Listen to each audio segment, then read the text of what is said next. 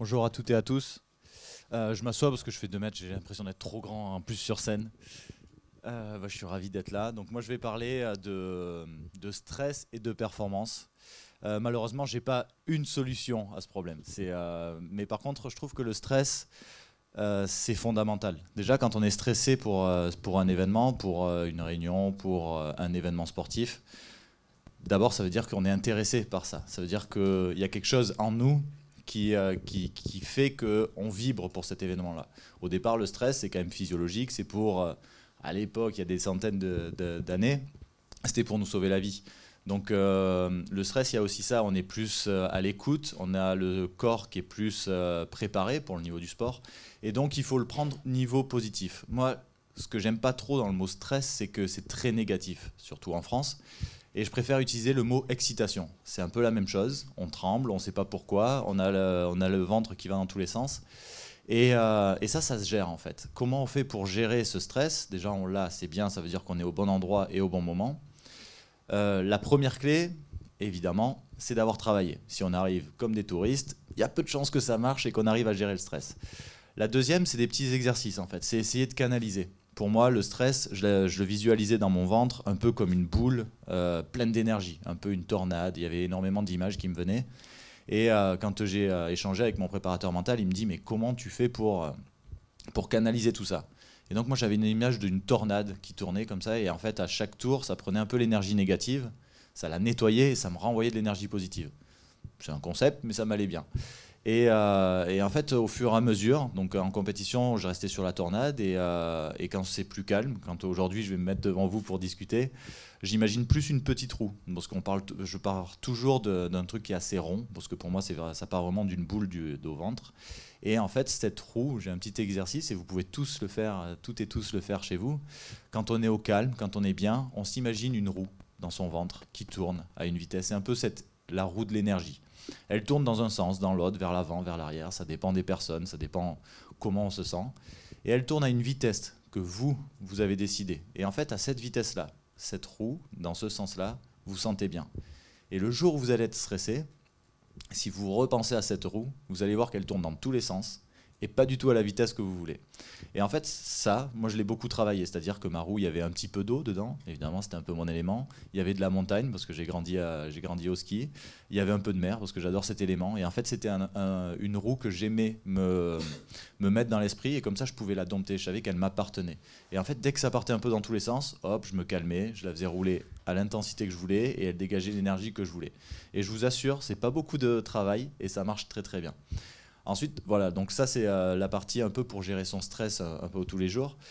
Pour la performance, les deux sont toujours liés. Évidemment, quand on commence à regarder loin, il y a cette incertitude qui arrive, et c'est ce qui nous amène ce stress. Donc comment on fait pour travailler, pour arriver le plus serein possible le jour J?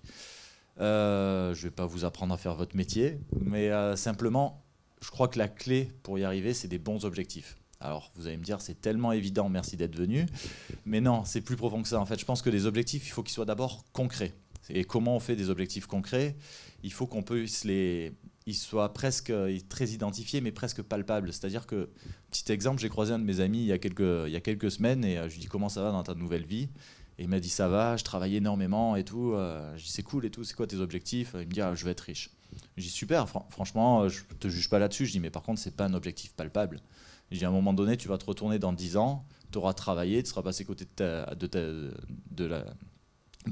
ta fille qui grandit, et tu seras toujours pas riche, parce que riche, ça veut rien dire. Je dis par contre, tu te fixes, je sais pas, 1 million, une maison et une grosse voiture. Quand tu les auras, tu vas dire ok, c'est cool, j'ai réussi. Et en fait, là, ce qui est important dans cet objectif qui est concret, c'est qu'une fois qu'on l'a, on peut se satisfaire. Et souvent, on a des objectifs qui ne sont pas concrets, et donc on est tout le temps insatisfait. Si lui, il veut devenir riche, il va travailler comme un acharné pendant 2 ans, et à un moment donné, il ne saura même pas s'il a réussi cet objectif. Et là où on en arrive sur la santé mentale, c'est que le cerveau, c'est un peu comme un enfant. On est tous un peu des enfants, mais des grands. Et on a besoin de récompense un peu quand on fait des choses bien. On a besoin d'un bravo, on a besoin d'un petit bon bec ou d'un bon goûter. Et ça, on a tendance à l'oublier quand on devient grand. On a toujours des objectifs qui sont plus élevés, toujours plus élevés. Et on se dit, ok, il faut que je travaille plus, il faut que je fasse ça. Mais à la fin d'une grande journée, quand on a fait énormément de choses, il ne faut pas se dire j'aurais pu faire plus. Parce que déjà, c'est nocif et on n'a pas cette petite récompense. Donc la clé pour y arriver, déjà, c'est d'être honnête avec soi-même. C'est-à-dire que si on travaille vraiment correctement, c'est plus facile. Si on fait semblant et qu'on se cache derrière son petit doigt, si on a des excuses, c'est facile d'en trouver. C'est plus compliqué d'être vraiment satisfait. Mais par contre, si on fait vraiment le job et qu'on n'a pas réussi à atteindre toutes les tâches qu'on s'était fixées, c'est pas grave, ça fait partie du jeu. J'ai une petite anecdote là-dessus. En plus, c'est drôle, c'est le même nageur. Quand il a eu une très grande carrière internationale, mais il n'a jamais réussi à faire un podium international individuel. C'était un très bon nageur de relais. Et quand j'ai arrêté ma carrière, je me suis demandé, mais pourquoi lui n'a jamais réussi à percer en individuel, alors que dans les relais, il faisait des temps qui lui permettaient d'avoir des médailles. Et donc j'ai fait un petit flashback, je me suis vu un peu dans les moments difficiles où on s'entraînait. Et il y a des fois, on se tape 5 heures d'entraînement, on a 2 heures de muscu avant, et on est très loin des performances qu'on peut faire quand on est vraiment épuisé. Et donc moi, je réadaptais tout le temps mon objectif à l'entraînement. C'est-à-dire que l'entraîneur me donnait la séance, je me disais, ok, je vais commencer à forcer là j'aimerais être à tel temps, et ainsi de suite, j'évoluais. À un moment donné, quand on voit que ça ne marche pas, je réévaluais ça de suite, à très court terme. Pourquoi ? Parce que j'avais besoin, en sortie de séance, de me dire, ok, j'ai fait ce que le coach m'avait fixé sur l'intensité, pas forcément sur le résultat, mais sur l'intensité. Et j'avais cette petite image, en fait, à chaque fois que je sortais de l'eau, je me concentrais sur les parties techniques quand j'étais pas bien physiquement, sur énormément de choses. Il y a plein de trucs qu'on peut faire sans vraiment être à 100%. Et à chaque fois que je sortais d'une séance, j'avais l'impression de me mettre comme un petit joker dans un sac à dos en me disant, c'est encore une bonne séance, j'ai encore progressé, j'ai encore avancé. Et j'ai toujours gardé cette inertie. C'est quelque chose l'inertie aussi, c'est important. Et en fait, dans mon sac à dos, je mettais cette petite pensée positive, et moi, je l'imaginais comme un petit nuage. Je me disais, ok, une fois que mon sac à dos il est plein de nuages, je serai solide en compétition. Et lui, à chaque séance, quand il y avait des difficultés, il restait sur ce que le coach demandait. Sauf que des fois, on peut pas être. Il y a des jours avec et des jours sans. Et donc, il se battait, il arrivait à avancer, mais sauf que il n'arrivait pas à atteindre ses objectifs. Et à la fin de la séance, il sortait, il disait, j'ai pas réussi à faire ce que le coach demandait. Et lui, j'avais l'impression qu'il se mettait un petit caillou dans le sac à dos. Et toute la saison passait comme ça. Quand on arrive seul devant le plot au championnat du monde ou aux Jeux Olympiques, je vous assure que le sac à dos, on ne peut pas le laisser dans le vestiaire, quoi. On est obligé de l'amener derrière nous juste avant de rentrer en course. Et quand moi, j'arrivais avec ce sac à dos plein de positifs et que lui, il arrivait avec son sac à dos plein de négatifs, il se faisait rattraper. Je pense que l'effet de groupe dans les relais lui permettait de déposer un petit peu ce sac à dos, mais en individuel, on ne peut pas. Et c'est pour ça que je crois vraiment à la positive attitude, qu'il faut savoir se récompenser. Alors, on n'est pas non plus dans l'autocongratulation tout le temps, mais par contre, il faut savoir se récompenser du travail quand il est bien fait. Et tout à l'heure, je parlais que j'aimais bien. J'avais eu une idée à un moment donné. C'était sur... c'est horrible quand je perds une idée comme ça. C'est un exemple de stress. Non, mais j'ai dit ça, c'est intéressant, j'y reviendrai tout à l'heure et j'ai oublié. Donc, l'inertie, très bien, merci beaucoup. L'inertie, j'aime beaucoup parce que quand j'arrivais en début de saison, donc on a toujours 3 semaines de vacances après nos grandes épreuves internationales, les championnats du monde, les Jeux Olympiques et tout ça. Et on a 3 semaines, et quand on arrive, la première chose qu'on fait, c'est pas directement retourner en salle de muscu ou en piscine, c'est d'abord d'avoir un entretien avec son entraîneur sur nos objectifs, sur comment on veut mener l'année, à quel moment on va être très fatigué, machin. On commence à planifier tout ça. Et le plus dur, une fois qu'on a planifié tout ça, c'est d'avancer. Et j'aime bien comparer cette image à la voiture. Une fois qu'une voiture elle est en panne, si on est sur du plat, les plus durs, c'est les 3 premiers pas. Une fois que la voiture elle commence à avancer et qu'elle a quelques kilomètres/heure, on peut accélérer et on peut avancer. Et en fait, ce qui est super important dans une préparation de sportifs de haut niveau, et je pense dans la vie de tous les jours, c'est d'avoir toujours cette impression d'avancer. Moi, j'avais cette image de me dire, je vais être champion du monde ou champion olympique, je vais monter en haut de l'Everest, je vais être le mec le plus haut du monde. Et pour faire ça, si on regarde direct l'Everest et qu'on rentre de vacances, on est en short, tank, t-shirt, ça fait trop peur. Le cerveau, il ne peut pas se projeter là-bas, c'est trop loin. Et donc de se dire, ok, comment je fais ? Dans un premier temps, je vais peut-être m'acheter des chaussures. c'est des petits détails comme ça. Mais une fois que la machine elle est partie, on commence à s'entraîner et on a l'impression de monter marche après marche. Et surtout, jamais essayer d'arrêter cette inertie. Parce que si on s'arrête, en plus quand on monte l'Everest, c'est compliqué de la repousser la voiture. Donc essayez de vraiment garder cette énergie. Voilà. C'était les petits exemples.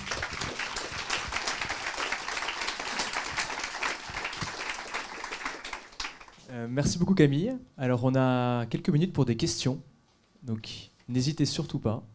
Oui.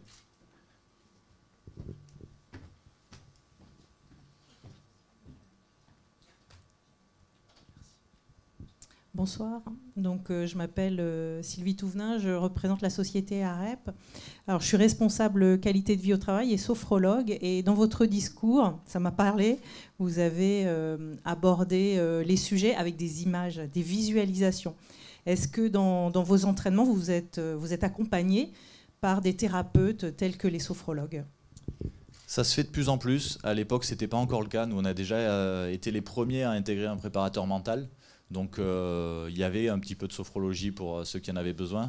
Mais c'est vrai que moi je suis très visuel et donc j'avais beaucoup d'imagerie mentale, c'est-à-dire pas forcément dans les bassins, où j'avais une approche de la compétition et de l'entraînement qui était assez sur le jeu. Donc j'arrivais à m'y tenir et à trouver ces objectifs tout le temps, au jour le jour, pour continuer à progresser et m'amuser, mais plus dans la vie de tous les jours, pour m'épanouir en tant qu'homme. Et aujourd'hui je suis plus jamais en colère parce que j'adore le fait que le cerveau ne connaisse ni le passé, ni le présent, ni le futur. Donc je vais peut-être pas y rester une éternité, mais si on passe une superbe journée et qu'on pense à quelque chose de super triste, on sera malheureux toute la journée, alors qu'on passe un endroit, quelque chose qui pourrait être magique. Et ça marche pour tout. C'est-à-dire qu'aujourd'hui, j'arrive presque à être serein dans les bouchons. Et donc, en fait, comment je fais ? J'ai un catalogue de belles images, et un peu à l'image de Marou, je les ai amplifiés, j'ai mis de la couleur, j'ai mis de la musique. Et en fait, ce catalogue, quand je me retrouve dans des moments où ils sont un peu compliqués, où j'ai envie de m'agacer, je visualise tout ça et ça m'aide beaucoup en tant qu'homme et à être beaucoup plus calme. Donc ouais, on est un petit peu accompagné quand même. Vous l'avez fait de façon très intuitive, je dirais. J'ai aussi été aidé. Et il y avait peut-être quelque chose au départ, mais c'est vrai qu'avec un professionnel, ça va beaucoup plus vite et c'est beaucoup plus cadré. Donc, Bonjour, merci pour ton témoignage. J'ai une question pour faire un parallèle entre une situation où on voit clair et moins bien. Est-ce que ça t'arrivait de t'entraîner en eau vive ? Et si tu voyais la différence du coup avec un bassin où on voit le fond ? D'accord. Non, ça nous arrivait pas beaucoup de s'entraîner en eau vive, juste en tout début de saison, vraiment quand on faisait, en début de saison, on fait beaucoup de travail hors de l'eau, en musculation, pour récupérer un corps d'abord. Et après, on allait récupérer en mer. Mais nous, on est tellement dans un temps de chronomètre que tous les entraînements étaient vraiment chronométrés. Toutes nos longueurs devaient respecter un timing pour la progression. Donc voilà, nous, ça ne me faisait pas peur de ne pas voir le fond, mais on le voyait tout le temps. Ok, merci.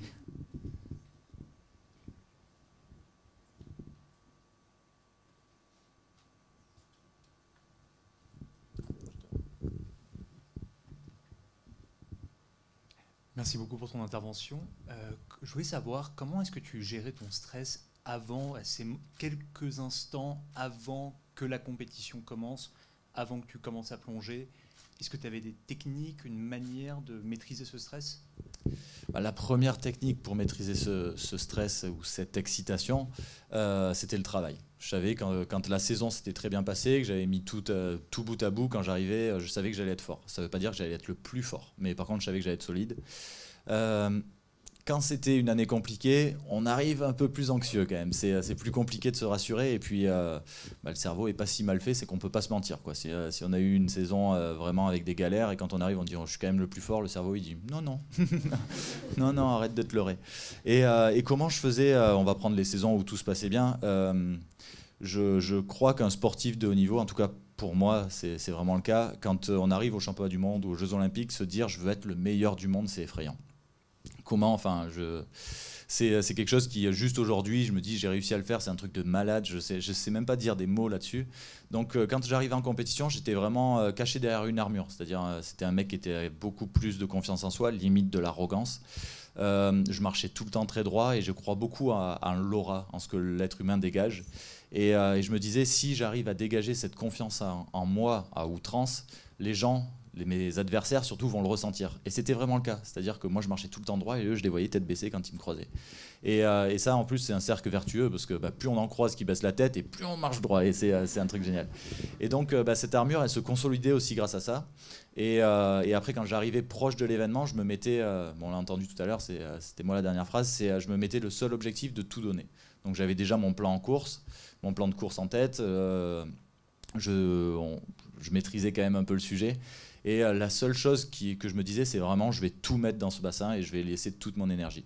Et en fait, ça, c'est concret, de me dire, je vais juste aller à donf. Il n'y a rien, c'est un jeu, c'est comme si on jouait au Uno, je vais tout faire pour gagner. Et puis après, on gagne pas, c'est pas grave, c'est le jeu.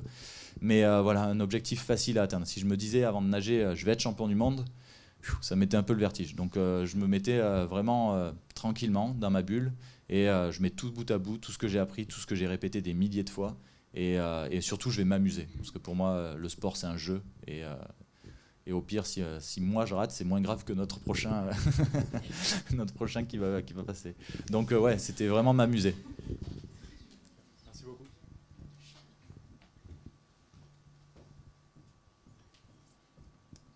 Bonjour, Sébastien Staquet, donc je suis coach professionnel en entreprise et je suis aussi préparateur mental du sport.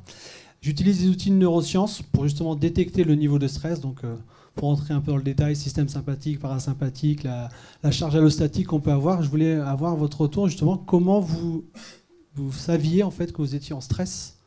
Est-ce qu'il y avait un signal particulier? Du coup, qu'est-ce qui faisait que ça déclenchait justement les petites méthodes ou les astuces pour éviter justement, en tout cas surmonter cette période de stress? Je réfléchis. Alors, je suis pas un grand stressé au départ. Donc, ce mot stress, vraiment, c'est quelque chose que j'avais vraiment mis de côté pendant toute ma carrière. Je préférais vraiment ce mot excitation qui, pour moi, avait une connotation vraiment plus joyeuse, plus dynamique que le mot stress qui, j'avais l'impression, m'étouffait en fait. J'ai l'impression que le stress, on met vraiment un sac à dos rempli de cailloux, alors que excitation, on a le petit nuage. Et comment je le voyais arriver, c'est la chambre d'appel. La chambre d'appel, c'est le petit moment. On est tous enfermés dans une petite cuisine. On est 8. On sait qu'il va y avoir un gagnant, 7 perdants. Et là, il y a 8 façons de réagir. Chacun a vraiment sa façon de faire. Il y en a qui se lèvent et qui font le gorille pour montrer qu'ils sont forts. Mais vraiment, ils se tapent très fort sur les pecs. Et d'ailleurs, si vous regardez la natation, vous verrez les pecs très rouges. Il y en a qui sont très calmes avec leur capuche. Et moi, j'étais un peu là-dedans. Et il y en a qui s'amusent un petit peu. Et moi, ce que j'adorais, c'était que quand je m'asseyais à cet endroit-là, dans une demi-heure, j'allais arriver au moment que j'attends depuis une année et puis des nombreuses avant. Et je me dis, ça y est, c'est le moment. Et là, le cœur monte à 180 tout seul, quoi. C'est genre, je suis peut-être 170, mais ça tapait fort. Et je sentais vraiment cette roue, cette tornade que je disais. Et je la canalisais en me disant, ça balance, bam, ça balance. Et donc voilà, juste le cœur qui commençait à s'accélérer, je me dis, ça y est, c'est le moment. Et après, je rentrais dans ce jeu où, moi, c'était ce moment-là où j'avais le droit de commencer à appuyer sur mes adversaires. S'il y en a un qui faisait un gorille, j'allais lui faire un bisou en disant, fais attention, tu vas te faire mal. Enfin, on commençait à jouer au poker bluffeur. Et ça y est, j'arrivais là, j'étais vraiment en armure, je montais sur mon cheval et j'étais prêt à aller à la guerre. Ah oui, je peux pas y aller direct, ok. Bonjour. Merci pour toutes ces petites anecdotes très sympas. Moi, j'ai trouvé très intéressant cette anecdote sur l'entraînement et le fait que tu te concentrais vraiment sur le positif et une réévaluation des objectifs quand tu n'étais pas au top pour trouver justement une micro-partie dans la séquence pour sortir de tout ça avec justement un sentiment positif. Donc ça fait évidemment penser à la psychologie positive. Et du coup, je me demandais, est-ce que c'est quelque chose... on pourrait dire, on a le sentiment que tu as vraiment une bonne nature, très positive. Est-ce que c'est une nature de départ ou est-ce que c'est quelque chose que tu as beaucoup travaillé aussi au-delà des visualisations? Je pense que ça se travaille de toute façon. J'aime la phrase « on fait jamais un âne un cheval de course », mais je pense que ça se travaille. C'est vrai que j'ai toujours été quelqu'un de très souriant, toujours dans ce mode jeu, même dans la vie. Et c'est ce que j'essaye aussi de dégager, parce que je trouve qu'elle est plus sympa comme ça qu'en étant un peu introverti et pas bien dans sa peau. Mais ça se travaille, de toute façon, tout se travaille. Et de se dire qu'on laisse un peu le négatif pour être sur le positif, c'est quelque chose qui est difficile quand on vit pour atteindre un objectif aussi élevé. Quand il y a un entraînement qui se passe si mal, c'est compliqué de se dire « ok, je mets un nuage quand même ». Des fois, on a envie vraiment de la pierre parce que ça pèse. Mais ça se travaille. Et en fin de compte, s'il y a cette honnêteté, si on a vraiment travaillé à 100%, au fur et à mesure, on arrive à créer cette routine où on est vraiment plus dans le positif. Et juste dernière question, toujours dans le même truc. Et est-ce que ça t'est déjà arrivé de ne pas trouver dans un entraînement beaucoup de choses positives? Comment t'as fait? Oui. Question, vas-y, moi je veux des miracles. Vas-y. Plein de fois, mais là j'ai 10 minutes, je suis passé pour le mec qui était super positif. Non mais bien sûr, c'est évident. Il y a des moments qui sont trop difficiles, qui sont où justement peut-être l'accumulation de plusieurs séances où c'est vraiment compliqué. Et là on a juste envie ça explose. Et à un moment donné, c'est humain. Il faut juste être assez intelligent pour pas que ça explose trop fort et pour pas qu'il y ait de dommages collatéraux aussi, parce qu'on s'entraîne avec des collègues, on s'entraîne avec un entraîneur. Et être assez intelligent pour faire son mea culpa, s'excuser et repartir au travail avec cette même ambition. Voilà, je crois vraiment à la force de l'excuse aussi. Quand on fait une bêtise, c'est humain, mais on peut revenir dessus et repartir sur des bonnes bases. Merci beaucoup Camille. Avec plaisir.